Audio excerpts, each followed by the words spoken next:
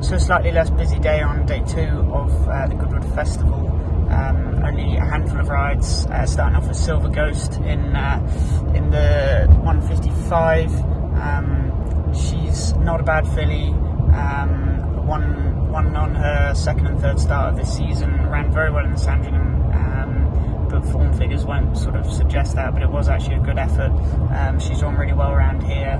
While she has to take things to a new level, I'm hoping she can be competitive at a big price. Thought that run at Ascot was not a bad effort, like I say, and onto a little bit back to a little bit different track in Goodwood from the low draw might really help her.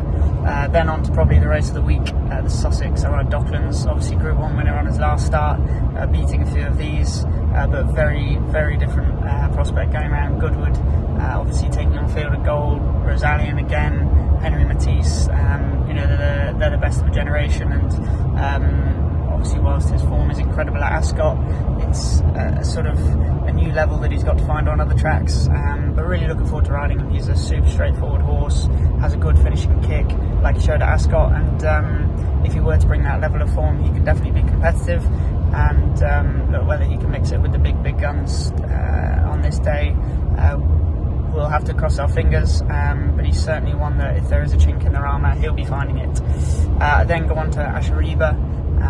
She was a super progressive filly last year. She's had a career high mark, not a bad run last time on a stiff track at Newcastle, mile and a quarter, probably got going early enough. I guess, while she's always a forward sort of ridden filly, just on that type of stiff track it might have just sort of overfaced her a touch, but as I say, she's off her career high mark, so it does make life tough.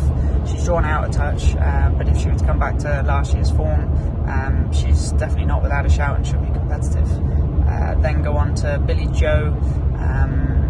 He only ran a couple of days ago, didn't quite feel himself at Ascot. He normally travels really, really well first half, hits a bit of a flat spot and then motors on through, and the other day he just never really fully sort of picked up the bridle and travelled with me, so hopefully a bit of a change of track onto that bend he can pick me up, and with a bit of luck we can get running and roll on through in his usual fashion.